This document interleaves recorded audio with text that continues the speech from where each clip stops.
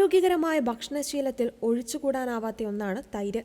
ദഹനത്തിന് സഹായിക്കുന്ന probiotics, calcium, protein എന്നിവയുടെ കലവറയാണിത്. എങ്കിലും തൈര് കഴിക്കുമ്പോൾ ചില ഭക്ഷണങ്ങൾ ഒപ്പം ചേർക്കുന്നത് ആരോഗ്യ വിദഗ്ധരുടെയും ആയുർവേദത്തിന്റെയും കാഴ്ചപ്പാടിൽ ഗുണത്തേക്കാളേറെ ദോഷം ചെയ്യും. ഈ വിരുദ്ധാഹാരങ്ങൾ ദഹന വ്യവസ്ഥയിൽ പ്രശ്നങ്ങൾ ഉണ്ടാക്കുകയും ചർമ്മരോഗങ്ങൾക്ക് കാരണമാകുവാനും സാധ്യതയുണ്ട്. അതിൽ ഒന്നാമത്തേതാണ് മത്സ്യം.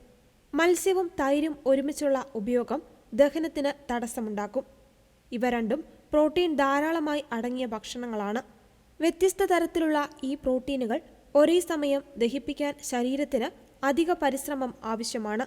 കൂടാതെ തൈര് തണുത്ത സ്വഭാവമുള്ളതും മത്സ്യം ചൂടുള്ള സ്വഭാവമുള്ളതുമാണ്. ഇവ ഒരുമിച്ച് കഴിക്കുന്നത് ശരീരത്തിൽ അസന്തുലിതാവസ്ഥ സൃഷ്ടിക്കുവാൻ സാധ്യതയുണ്ട്. മറ്റൊന്നാണ് ഉള്ളി. തൈരിൽ ഉള്ളി ചേർക്കുന്നത് പലർക്കും ഇഷ്ടമാണ്.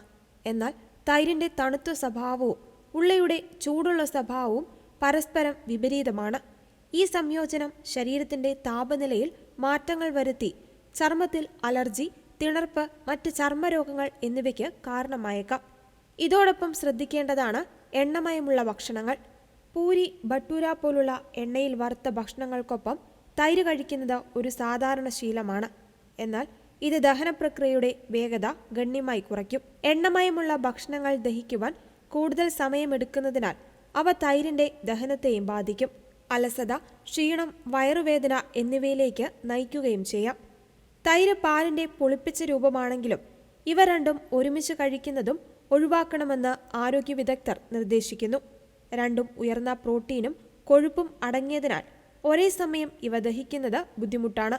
ഈ കോമ്പിനേഷൻ വയറുവീർക്കൽ, അസിഡിറ്റി, നെഞ്ചരിച്ചിൽ എന്നിവയ്ക്ക് കാരണമായേക്കാം. മറ്റൊരു പ്രധാനപ്പെട്ട ഭക്ഷണം നാട്ടിൽ ഏറെയുള്ള മാങ്ങയാണ്. തൈര് ചേർത്ത മാംഗോ ലസ്സി അല്ലെങ്കിൽ മാമ്പഴത്തിന്റെ കഷ്ണങ്ങൾ തൈരിൽ ചേർത്ത് കഴിക്കുന്നത് പരമാവധി ഒഴിവാക്കുന്നതാണ് നല്ലത്. മാങ്ങയ്ക്ക് ചൂടുള്ള സ്വഭാവവും തൈരിന് തണുപ്പുള്ള സ്വഭാവവുമാണുള്ളത്. ഈ വിരുദ്ധ സ്വഭാവങ്ങൾ ദഹനവ്യവസ്ഥയിൽ അസന്തുലിതാവസ്ഥ ഉണ്ടാക്കുവാനും ചിലരിൽ ചർമ്മപ്രശ്നങ്ങൾ വർദ്ധിപ്പിക്കുവാനും സാധ്യതയുണ്ട്. ഓറഞ്ച്, നാരങ്ങ, കൈതച്ചക്ക, പുളിയുള്ള സ്ട്രോബെറി തുടങ്ങിയ പുളിയുള്ള പഴങ്ങളും തൈരിനൊപ്പം ചേർക്കുന്നത് നല്ലതല്ല. ഈ പഴങ്ങളിലെ ഉയർന്ന അസിഡിറ്റി തൈരിലെ ലാക്റ്റിക് ആസിഡുമായി പ്രതിപ്രവർത്തിച്ച് ദഹനപ്രശ്നങ്ങൾ, ഗ്യാസ്, അലർജി എന്നിവ വർദ്ധിപ്പിക്കുവാനും സാധ്യതയുണ്ട്. പഴങ്ങൾ കഴിക്കണമെങ്കിൽ തൈര് കഴിക്കുന്നതിന് അല്പം മുൻപോ ശേഷമോ മാത്രം കഴിക്കുന്നതാണ് ഉചിതം.